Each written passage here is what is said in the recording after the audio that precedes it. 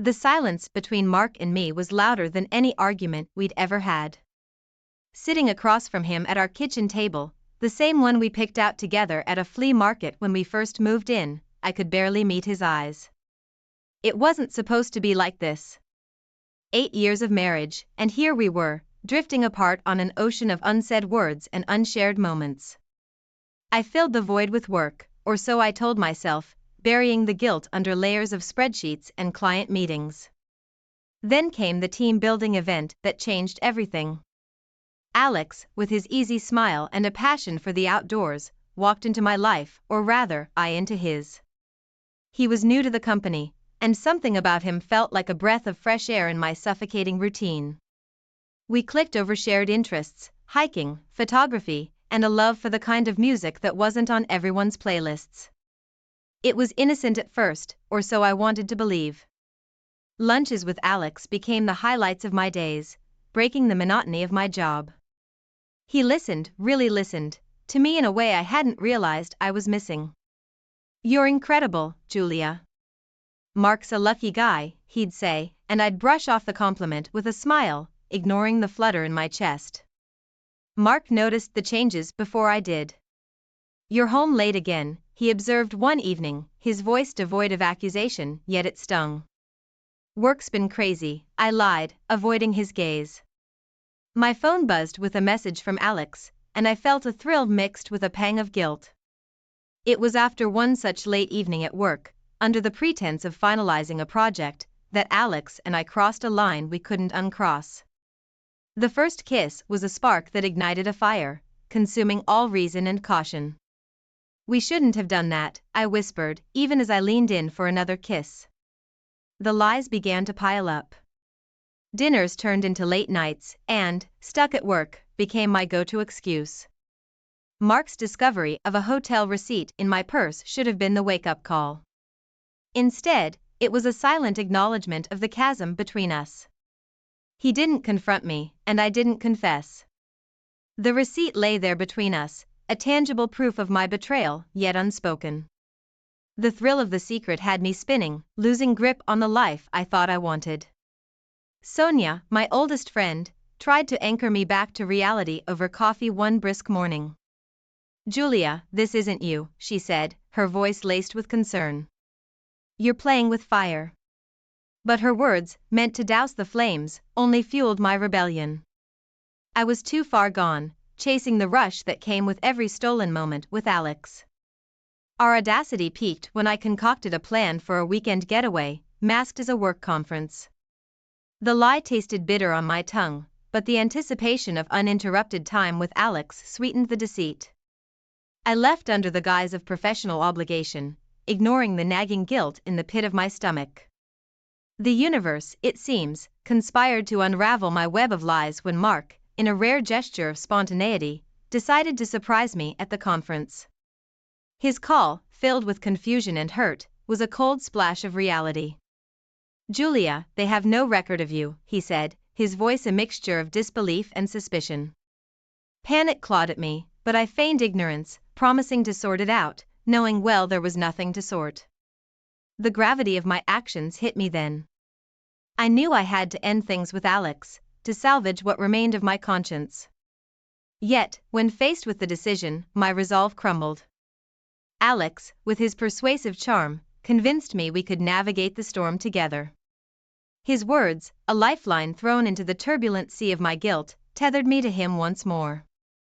Unbeknownst to me, Mark's trust had eroded to the point of no return.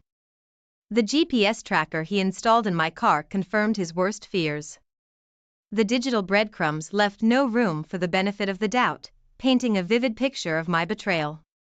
The intensity of my affair with Alex escalated, our reckless abandon manifesting in more nights away from home, each one a hammer to the foundation of my marriage with Mark. Meanwhile, Mark, armed with a private investigator, collected the evidence of my duplicity, photos, messages, a narrative of infidelity that no denial could refute. Guilt, a relentless shadow, finally caught up with me. In a desperate attempt to mend the fractures, I planned a romantic dinner for Mark, hoping to rekindle a spark I feared was extinguished. The evening was set, the table dressed in reconciliation and remorse, waiting for a guest who had every right not to show. The night was supposed to be a turning point, a chance to the frayed edges of my marriage with Mark. The table was set, candles flickering with hope, when my phone vibrated with a message from Alex. "Need to see you tonight." Urgent, it read, and in that moment, the fragile resolve I had built crumbled. I texted Mark, fabricating a sudden work crisis, feeling the lies settle heavy in my chest. The disappointment in his one-word reply, "Okay," was palpable, a silent echo of the chasm I had widened between us. The confrontation with Mark was inevitable. When I returned home, the remnants of the untouched dinner greeted me, a stark symbol of my betrayal. Mark was waiting, his face a mask of hurt and anger, holding screenshots of messages, photos, and evidence gathered over weeks. The air was thick with tension as accusations flew, my confessions spilling out in a desperate plea for understanding. "It's over with Alex," I insisted, but the words sounded hollow, even to my ears. Mark's decision to leave was swift. With a duffel bag in hand and a resolve I had never seen in him, he stepped out of the door of our home, of our life together, leaving me to grapple with the magnitude of my actions. The silence of the house was a stark reminder of the solitude I had engineered through my choices. In the days that followed, I attempted to bridge the gap I had created, reaching out to Mark with apologies, promises, and pleas for a chance to explain. But my efforts were met with silence. Mark, once my confidant and partner, had become a stranger, his refusal to see or speak to me a clear message of the irreparable damage I had caused. Alex's departure from my life was the final blow in a series of losses. "This has gotten too complicated," he said, his voice void of the warmth I had grown accustomed to.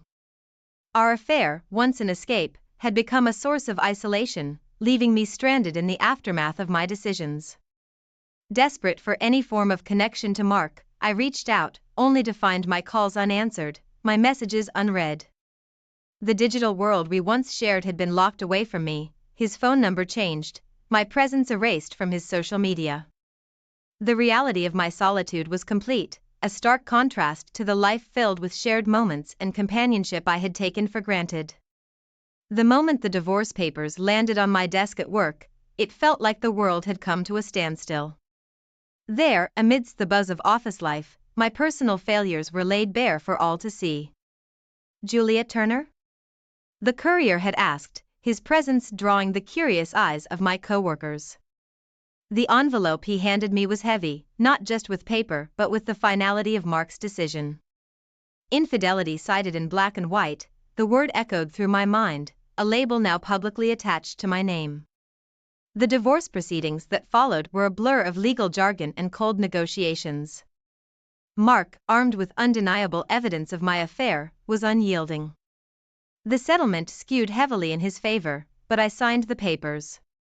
Fighting for material possessions felt trivial when I had already lost what truly mattered. My signature, once shared with love on cards and letters to Mark, now sealed the end of our marriage. The fallout from my personal life seeped into my professional one.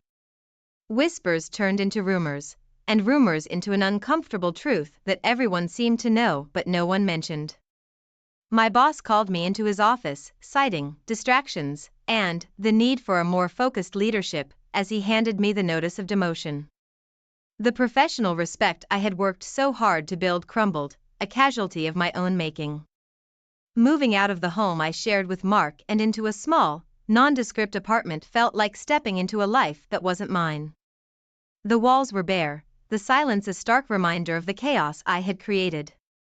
I unpacked boxes of belongings that felt foreign, remnants of a past life that now seemed like a distant dream. In a moment of desperation, I wrote Mark a letter. Words poured out, apologies, explanations, and pleas for forgiveness. I spoke of regret and the profound sorrow that had taken residence in my heart. But the letter went unanswered, a silent testament to the bridge I had burned beyond repair. Mark had moved on, advice from his lawyer and friends guiding him away from the wreckage of our marriage. I heard through the grapevine of his efforts to rebuild, a task he undertook without a backward glance. The finality of his silence was a lesson in the consequences of my actions, a message received loud and clear.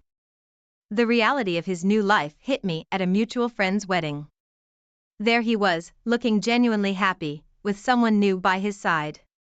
The sight of them together, so content, was a punch to the gut, a visceral reminder of what I had lost. The happiness I had once taken for granted in Mark's eyes was now shared with another, and I was but a spectator to his newfound joy. The day Alex announced he was leaving the company felt like the final thread of my old life snapping. There I was, standing in the break room, coffee in hand, as he shared his news of a new job in another city.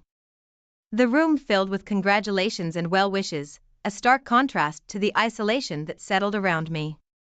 I forced a smile, murmuring a generic, "happy for you," while my stomach churned with the realization that I was truly alone in the aftermath of our affair. Counseling sessions became my refuge, the one place where I could unpack the guilt and remorse that had taken residence within me. "You need to forgive yourself, Julia," my therapist would say, her voice a beacon of hope in the darkness I had created. Yet, forgiveness felt like a foreign concept, an unreachable shore as I navigated the stormy seas of my own making. The blow came unexpectedly one evening as I scrolled through social media, a picture of Mark and his new partner, smiling, with an engagement ring prominently displayed. The caption, "She said yes," was a punch to the gut, a vivid reminder of the life I had forfeited. I stared at the screen, the happiness radiating from the photo a stark contrast to the loneliness enveloping me. It was the push I needed to make a change. Decision made, I handed in my resignation, the prospect of starting anew in a different city the only glimmer of hope on my horizon. My last day at the office was a sobering affair, marked by awkward goodbyes and the tangible distance of colleagues who once were friends. Their coldness was a silent judgment, a reminder of the social repercussions of my actions. Packing up my life felt like an archaeological dig through the ruins of my past. Each item I decided to sell or give away, a picture frame, a collection of books, souvenirs from trips taken with Mark, was a step towards letting go, an attempt to lighten the load of my guilt. The night before my departure, I found myself outside the house Mark and I once shared. Parked across the street, I took it in one last time, the memories flooding back. This house, once a symbol of our shared dreams and plans for the future, now stood as a monument to my mistakes. The ache in my heart was sharp as I reflected on everything that had transpired, the choices that led me here, to this moment of farewell. The moment I stepped into my new role in a different city, it felt like taking a breath after being underwater for too long. The job, though not as prestigious or well-paying as my previous position, offered something far more valuable, a chance at a fresh start. I found solace in the routine, the anonymity of being new, where my past didn't shadow every interaction. Seeking healing, I joined a therapy group, a band of strangers each carrying their own stories of regret and recovery. It was here, amidst their shared vulnerabilities, that I found a semblance of peace, a community where my confessions were met with nods of understanding rather than judgment. The idea of dating again felt like stepping onto a battlefield unarmed. My first few attempts were clumsy, marred by the ghosts of my past. Dates would ask, "Why did your last relationship end?" And my answers, vague and evasive, would hang between us, an insurmountable wall. Trust, I learned, was not easily given nor received. When news of Mark's marriage reached me, it was a quiet blow, delivered through the grapevine of mutual friends. They said it was a small, intimate ceremony, full of happiness, a happiness I once thought would be shared with me. The news anchored me to a profound sadness, a reminder of the life I had forfeited. In search of companionship that asked for no explanations, I adopted a dog. The unconditional love of a pet, I discovered, was a balm to the loneliness that had taken residence in my heart. In her, I found a reason to come home, a presence that filled the apartment with life. Therapy sessions became a mirror, reflecting the harm my actions had caused not just to Mark, but to myself. The understanding didn't come easily, it was a battle against denial and self-pity. But with each session, I began to see the contours of my own responsibility, the shape of my guilt, and the pathway to forgiveness of self. Volunteering at the local community center became my next step towards redemption. Here, amidst the clamor of children's laughter and the gratitude of those we helped, I found purpose. Giving back, I realized, was a way to rebuild the pieces of myself lost in the selfish choices I had made. The news of Mark expecting a child was another jolt, a reminder of the life that continued beyond the scope of my influence. The sense of loss was palpable, a mourning for the future that could have been. Yet, it also served as a stark reminder of the consequences of my actions, the ripple effects that continued to touch lives beyond my own. Amidst the turmoil of personal growth and setbacks, a ray of hope emerged in the form of a promotion at work.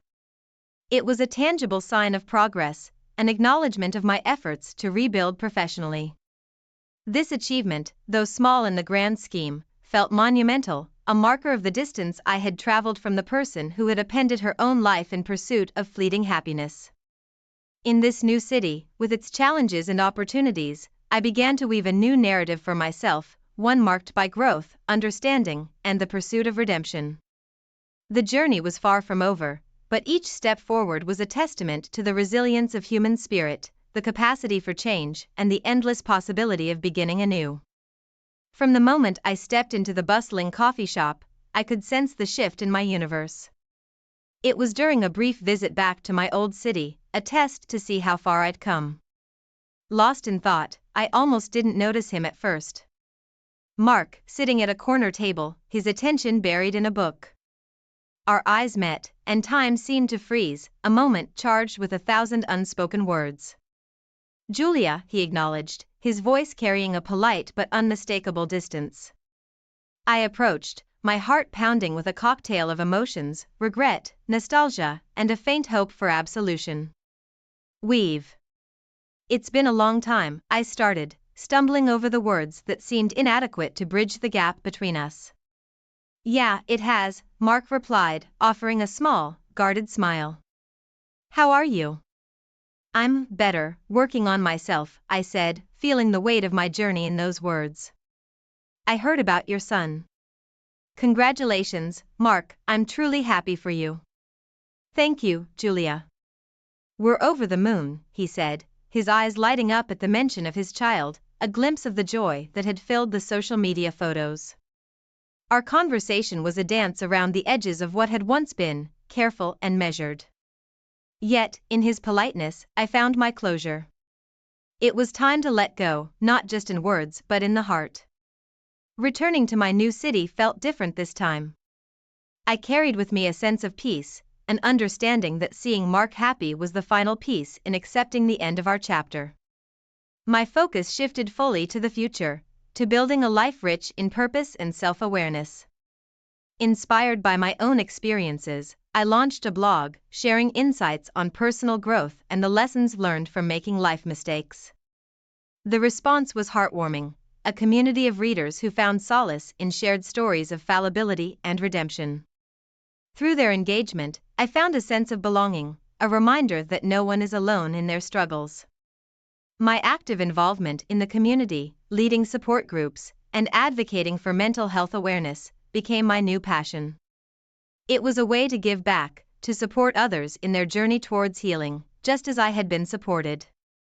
Reflecting on my journey, from the depths of betrayal and loss to the heights of personal growth and newfound purpose, I understood the true cost of my choices.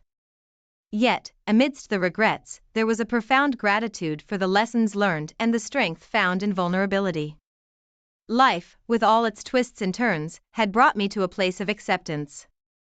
Acceptance of my past, with its imperfections, and hope for the future, filled with endless possibilities.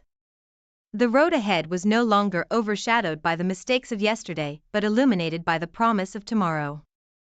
In the end, it wasn't about forgetting or erasing the past, but learning to live with it, allowing it to shape me into someone better, someone stronger. As I closed the chapter on this tumultuous period of my life, I looked forward to the unwritten pages, ready to fill them with new stories of resilience, compassion, and growth. The journey was far from over, but for the first time in a long time, I was excited to see where I overheard my girlfriend's conversation with her sister.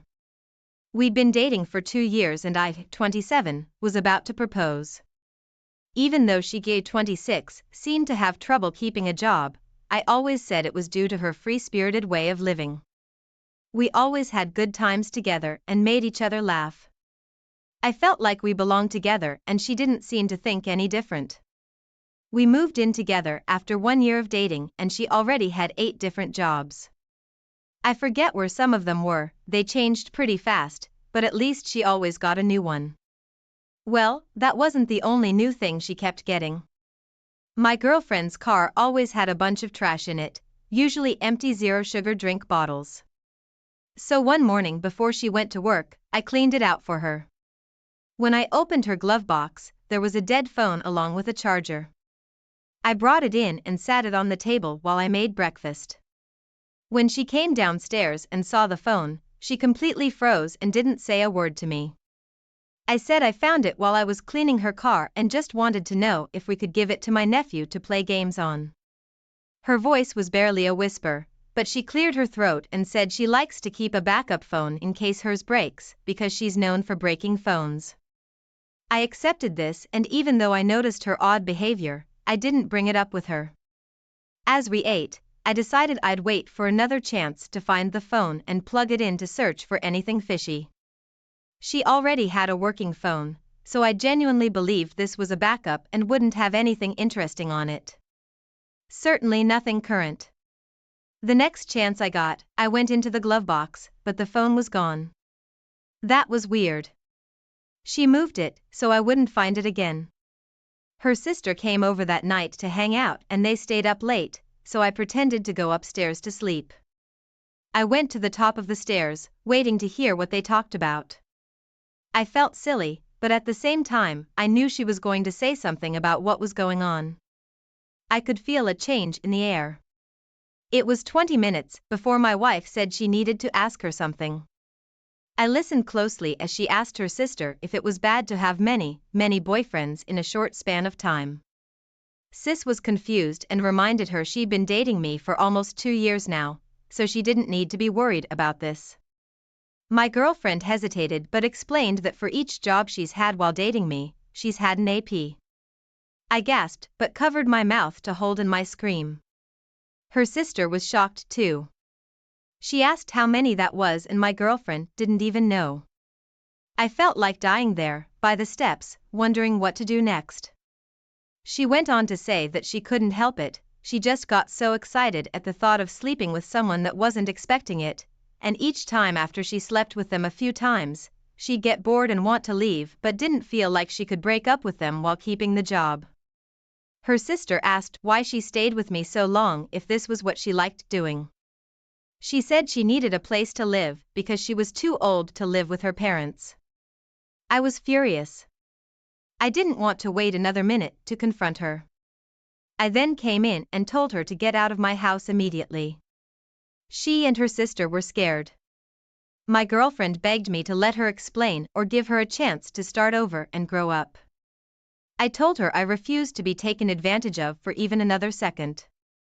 Just before they left, I told her to get checked for STDs because she was disgusting. I got checked as well and I'm so grateful I used protection the whole time with her. We were not ready to have kids, that much was certain. Just 3 months after I left her, she was living with another unfortunate soul when she found out she had an STD. She called to tell me and I let her have it a little bit more, but that wasn't all the karma she had coming for her. She got pregnant with someone from her job at Subway, a sad, pathetic woman. I can't believe it took me so long to find out what she was doing, but I thank the stars I found out before proposing.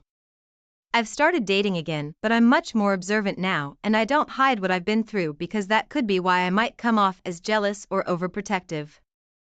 OP, you've been through a pretty terrible thing. It's hard to believe your girlfriend so carelessly cheated on you repeatedly. She was certainly too immature to be in a serious relationship with anyone. When you find the person you're meant to love, dedicating yourself to them is a choice. Role-playing and imagination are a great way to keep the excitement alive, a much better alternative than cheating on the person you're supposed to honor and respect. I am so glad you followed your gut. You took the time to eavesdrop and find out what you needed to know. Then you didn't hesitate to confront her when you were ready. Staying strong and following through with ending the relationship is the best choice anyone could make for their future. Forgiving a cheating spouse is a good way to be labeled a pushover and get cheated on again. Thank you for sharing this story. Now for today's second story. My wife, 30, modeled from the age of 3 and participated in beauty pageants. When I first met her, I, 35, thought I met the rarest woman in the world. Beautiful, selfless, and genuine. She was so convincing, but now I know her mother raised her to be a manipulative shallow dog. I found out my wife only married me to ensure her financial security. I had a small fortune to my name when I was diagnosed with cancer. My chances of survival were said to be very low, even though I was extremely fit and healthy. I didn't believe this diagnosis. I believed in my ability to overcome the sickness and eliminate it completely. I continued dating, telling each woman I met about my diagnosis. Most women gave me a fun night, then admitted they couldn't commit to someone, only to watch them die. It was kind of hard, but I knew I was going to survive. So when I met a beautiful woman that wanted to commit to me, despite cancer, I was thrilled. I believe she had faith in me to overcome it. We got married after a year, which was faster than I expected, but I thought she loved me, and I wanted her to be my wife before my time was up. Little did I know that shortly after that, she would get short with me. Even though she hadn't fully moved in with me out of her apartment, she did spend many nights at my house, but those became less frequent. I didn't have to ponder what to do for very long. I showed up at her apartment unexpectedly. When I arrived, I saw a different car and knew this was it. She was cheating. It hurt, but the whole time we dated, I had a little voice in my head that wondered if she was faking it all. I know I probably shouldn't have married her with that little voice, but I did. When I got inside with the spare key she kept in her car, I heard motion upstairs. I went up there and deliberately opened the bedroom door. They screamed and stopped doing the nasty. It was harder than I expected to handle my emotions, seeing her like that with someone else. AP came at me, but she screamed for him to stop. He looked more like the man you'd expect my wife to be married to. He watched her, quite puzzled and angry, while she frantically explained to me that he meant nothing to her and she wanted to go home with me right now. She looked at AP with panic in her eyes, like she wanted to tell him she'd miss out on hundreds of thousands of dollars if he didn't play along, but she couldn't say that. So she tried to leave with me quickly. He wasn't having that and demanded to know what the hell was going on. I was pretty much letting things unfold without saying anything until I knew I would be heard. She couldn't face us and risk exposing her lie, so she left, telling me we'd talk back at my house. I told AP everything. Towards the end of it, he grew annoyed and irritated, so he left. At my house, she called her mom, unaware that I set up a hidden camera in case she came back. She worked up some fake tears and complained that the check she told her about was taking much longer to arrive in the mail than she thought.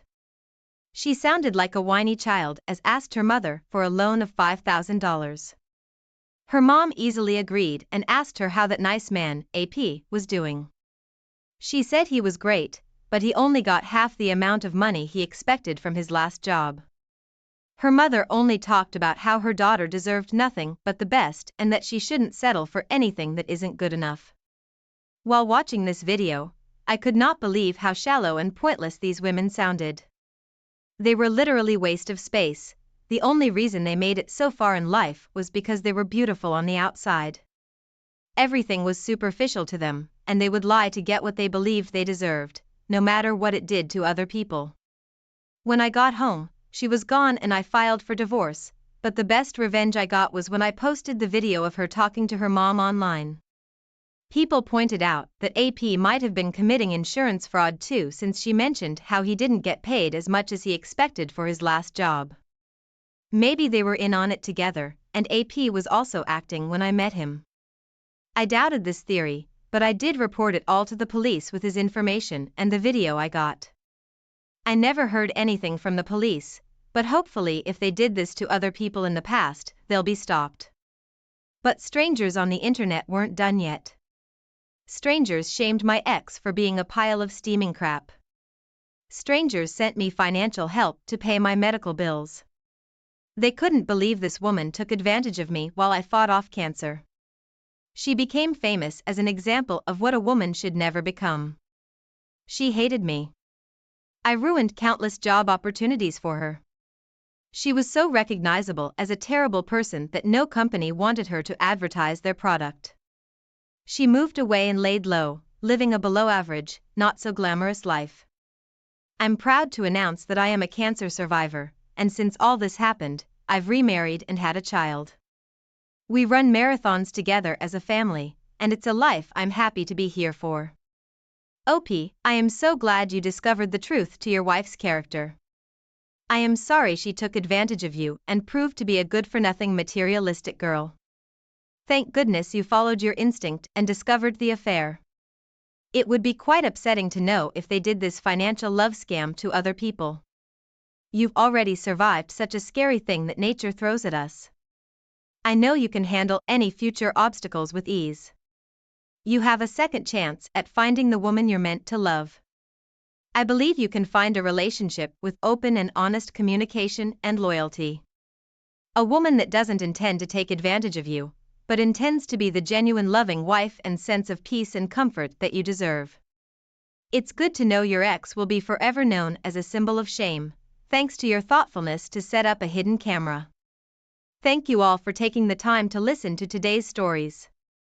If you enjoyed listening, please feel free to like and subscribe if you haven't already. Also, comment below with your thoughts on what happened. I needed to feel something. Found it in the arms of a hot new guy. Thought hubby would take it in stride, just move on to the next in his string of side chicks. Nope.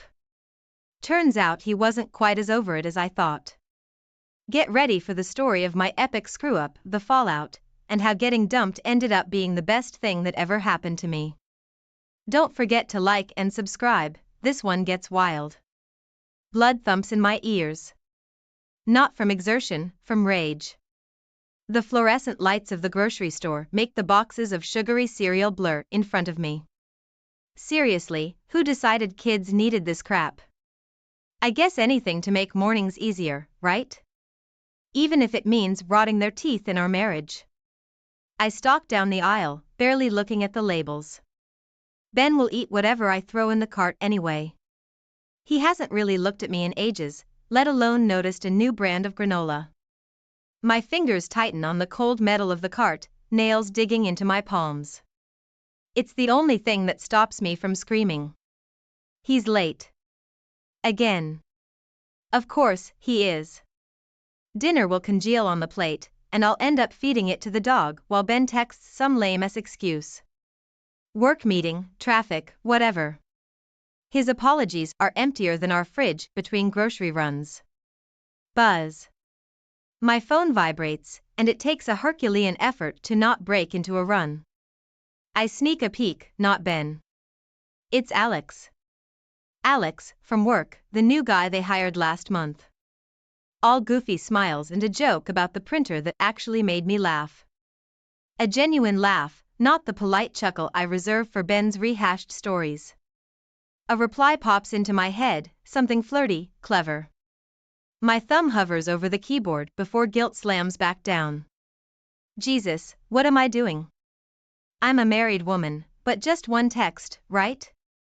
I shove the cart a little harder, ignoring the squeak of the wonky wheel. It's just a bit of banter to get through this godforsaken shopping trip.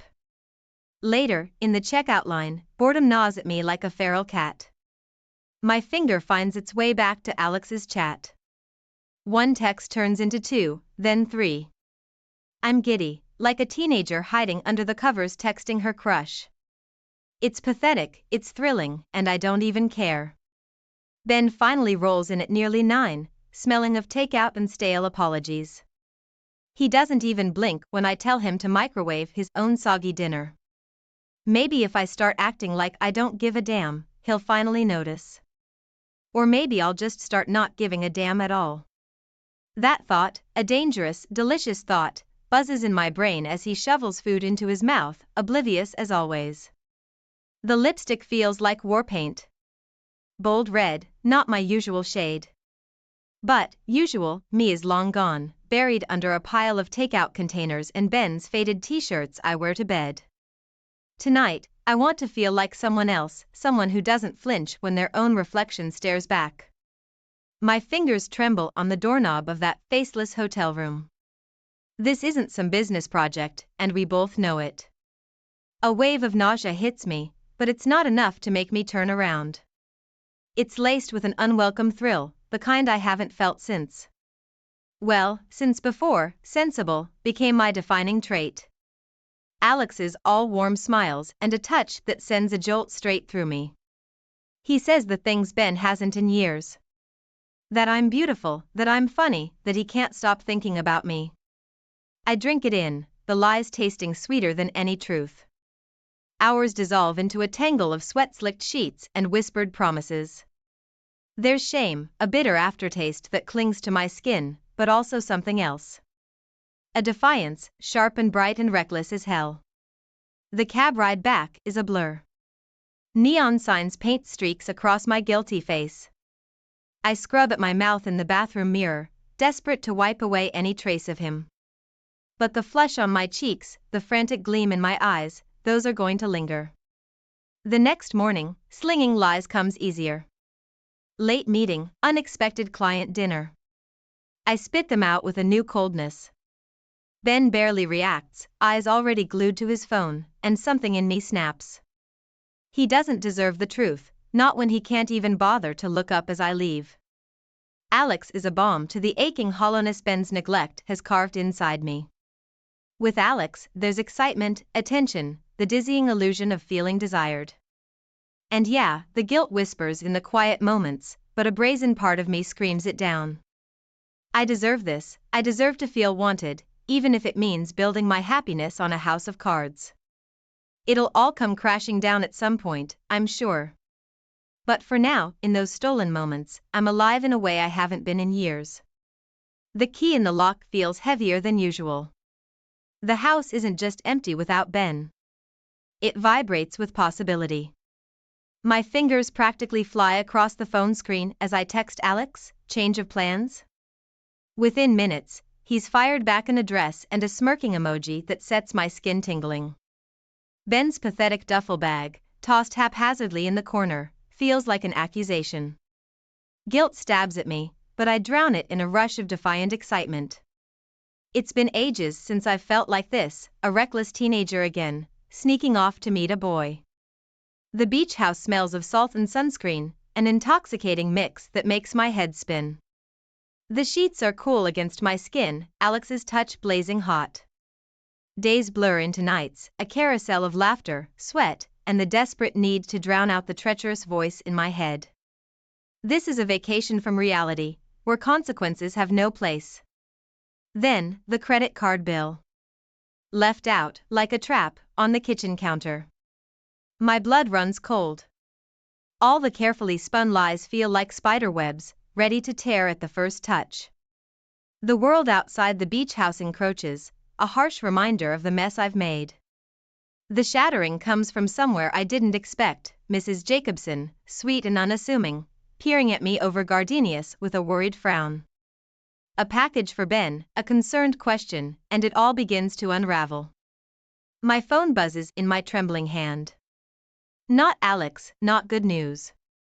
It's a photo, a punch to the gut that knocks the breath out of me. Ben, not on some drunken boys' trip, but arm in arm with a blonde stranger. Her smile is a direct, mocking echo of my own in the selfies I sent Alex just yesterday. The tears come hot and fast, a cleansing fire that burns away any pretense of excitement. It turns out I'm not just a cheater, I'm the world's biggest fool. Naive enough to think I could somehow escape this without getting played myself. I thought I wanted revenge, and hey, I got it, but I'm left with nothing but ashes in my hands. The photo of Ben is burned into my mind. I should rip it up, delete it, pretend it doesn't exist. Instead, I obsess over it, memorizing the angle of his head, the way his two white teeth gleam against tan skin. This isn't the same Ben I checked out of years ago. This Ben looks happy. The rage hits me in waves. It's a cleansing fire, replacing the icy shock.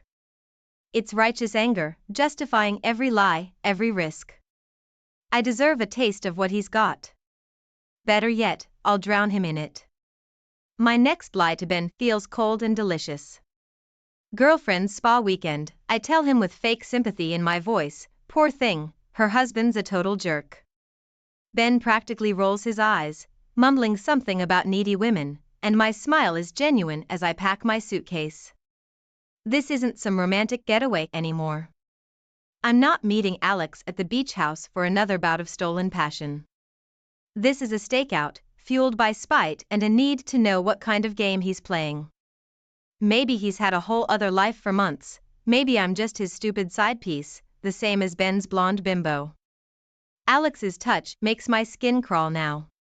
There's a smirk in his eyes that wasn't there before, a new boldness. The thrill is gone, replaced by the stark realization of my own stupidity. He doesn't care about me. He cares about the chase, about getting one over on the boring married lady. I'm not some desperate housewife anymore. The betrayal has burned away the old me. This new version is cold, cunning, and oh so ready to make everyone involved pay. And it starts with Alex. From the shadows, I see it happen. Alex meeting a woman I know from the office, giggling, playfully batting his arm. He says the things he used to say to me, and something inside me hardens. I have him now, just where I want him. Time for the fireworks to start. There's no time for clever tactics now, no careful manipulation. I march straight up to Alex's cubicle, the photo of Ben and his girlfriend burning a hole in my pocket. My voice shakes, but there's a fire underneath the tremor. Is this what I am to you? A fun little game? He goes pale, even from across the room, I see his eyes dark to his giggling office fling. The lies start spewing before I even shove the photo in his face, pathetic excuses, mumbled apologies that dissolve into thin air. He tries to touch me, a placating hand on my arm, like the old days. I flinch back like he's burned me. He's nothing now but a cliché, a bad joke. And the realization is as empowering as it is sickening that I didn't see it sooner. The spa weekend is torture. I barely touch the overpriced green smoothies or the scented candles. My phone buzzes constantly, texts from both Ben and Alex, a pathetic chorus of pleading and threats that I ignore. Let them both sweat. This weekend is all about self-preservation. There's a twisted satisfaction in caring only for myself for once. Walking back into my own house feels like crossing a minefield. Ben's there, the usual rumpled mess on the couch after a night of takeout and beer, but there's a new tightness around his mouth. He knows. I don't bother with preambles. The photo of him and his girlfriend lands on the table between us like a bomb. His surprise is comical for all of 5 seconds before it turns to anger, a dark, ugly anger that reflects my own. The screaming match is brutal. Lies ricochet back and forth, each accusation a fresh blow. I confess it all. The flirtation, the hotel rooms, the pathetic thrill of feeling wanted. Ben's choked denial that his fling is just that, a fling, rings hollow to both of us. We wreck the living room. Cushions fly. A vase I always hated explodes against the wall. It's cathartic, the destruction of the normalcy we both pretended at for far too long. Finally, hoarse and shaking, we collapse onto opposite sides of the battered couch. For the first time in years, there's no pretense between us. We're both liars, both pathetic and lost. This twisted honesty, born of pain and betrayal, is the closest we've felt in a long, long time. My reflection in the bathroom mirror is foreign. Dark circles ring my eyes, the triumphant smirk from a few days ago replaced by an exhausted hollowness. This isn't some badass, avenging angel. This is just a woman who blew up her life and hasn't quite figured out what to do with the wreckage. The whispers at work are a constant symphony of hisses and poorly masked exclamations. The women I used to have coffee breaks with now avert their eyes. The men. Their pity is almost worse than the judgment. They probably figure they could have been my Alex if they'd played their cards right. Maybe they're right. My parents' arrival throws everything into stark relief. Mom's pinched, disappointed face tells the story without a word. Dad blusters, throws around phrases like family values and pulling yourself together. That sting worse than his anger would have. For once, I have nothing to fight back with. Ben packs his pathetically few belongings with forced indifference. I'm not sure which is worse, his coldness or the lingering hope for a tearful reconciliation scene, some dramatic closure. The door slams, leaving the house feeling vast and empty. I should feel liberated. Instead, an echo of his absence fills the rooms, making it even harder to ignore my own guilt. Alex's persistent apologies, desperate pleas for another chance. I delete them all. His attention was intoxicating when I thought it was special. Now it just feels pathetic, reminding me how easily I was fooled. In the quiet of the night, insomnia gnawing at me, I find myself scrolling through old photos on my phone. Use on our honeymoon, laughing on some beach. Us bundled up at a stupid holiday market years ago, Ben with an atrocious scarf I got him as a joke. There's a genuine happiness on our faces that punches me in the gut. What the hell was I thinking? That adrenaline rush of revenge, the vicious pleasure of shattering our illusions. It's already fading, leaving nothing but ash in its wake. Sure, Ben was a jerk, but did I have to destroy absolutely everything in a desperate attempt to feel something? Isn't this somehow worse than just sleepwalking through a mediocre marriage? The lawyer drones on, tossing around words like assets and liabilities, as if they're not deciding the final death rights for my marriage. I sneak a glance at Ben. He looks gaunt, the stress of the last few weeks etching lines on his face I never noticed before. There's a flicker of something in his eyes, not exactly love, but maybe some shared pain, a reluctant acknowledgement of the mess we've made. Nights stretch into eternity, I toss and turn, my mind churning, conjuring scenes that flip between bittersweet memories and vicious revenge fantasies. The image of Ben and that blonde woman burns into my brain, and a fresh surge of anger propels me out of bed. What did she have that I don't? Am I not good enough, was I ever? Mrs. Jacobson becomes my unlikely savior. I find myself at her kitchen table, sipping watery tea and spilling my guts to a woman I've barely spoken 2 words to before. And she understands.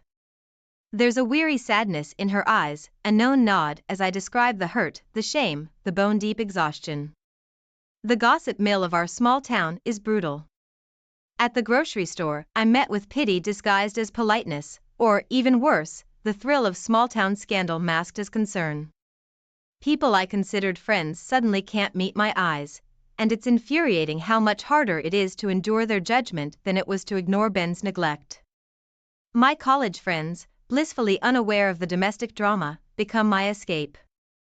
A wild night out, filled with too many shots and shouted confessions, ends in tears and a world-class hangover. But in the blur of laughter and drunken truth-telling, there's a release. They offer a non-judgmental ear, a reminder that I exist outside the narrow, scandalized view of my hometown. Alone again, during a particularly bleak, hangover-fueled morning, desperation drives me to reach out to Alex. His response is quick, overly earnest. He apologizes, says he misses me, that it was all a mistake. Part of me knows it's empty, that he's just chasing the thrill again. But another, weaker part craves that validation, the easy attention he used to dole out so freely. Time loses shape, each day feels like a week, each week like a slow-motion train wreck that I'm too exhausted to get off. I put on the mask of normalcy. Work, grocery shopping, pretending to be okay when well-meaning acquaintances ask. At night, the mask cracks, and the same bitter questions loop in my brain without answers. Then, like a cracked window letting in a sliver of sunlight, a letter arrives. It's a job offer, a good one, in a city 1,000 miles away. For a heart-stopping minute, it feels like fate. A clean break, the chance to disappear and become someone new. Before I can overthink it, before the familiar fear sets in, I call and accept. Boxes eat up my old life. Each item carries a ghost weight of memory, and the act of packing feels like a brutal exorcism. The empty rooms echo with silence, and I leave without looking back at the house that Ben and I both destroyed long before it was officially over. The new city is a slap in the face. It's big, loud, relentlessly indifferent. My apartment is sterile, filled with furniture that doesn't feel like mine, and the anonymity I craved turns into a choking loneliness. Old friends offer virtual support, but it's not the same. They don't know this new, jaded version of me. It's Mrs. Jacobson's words of all things that get me to a therapist. Sometimes, darling, you gotta break everything down before you can rebuild. The therapist is good, patient, and challenges my self-blame without letting me off the hook entirely. The slow work begins, unpacking not just Ben's betrayal, but my own. The apathy that let our marriage decay for so long, the way I looked for validation outside myself. It's brutal and necessary. The run-in with Ben at a coffee shop is almost laughable in its perfect timing. He looks older, thinner, a sad reflection of how I probably look. The conversation is stilted, but the anger has simmered away, leaving a bitter understanding. There are no neat apologies, no dramatic revelations. Just two people realizing the depth of what they broke. Dating is interesting. I'm older, rusty, and armed with about a ton of emotional baggage. There are a few false starts, men who see my vulnerability as weakness, and it fuels a new anger, one rooted in self-preservation. But there are also kind eyes, unexpected laughs. One night, rain lashing at my tiny balcony, I look out at the glittering cityscape and feel a flicker of something I can't quite name. It's not forgiveness, for him or myself, not exactly. Maybe it's a reluctant acceptance that the hurt won't swallow me whole. That a life built on the ashes of the old one might still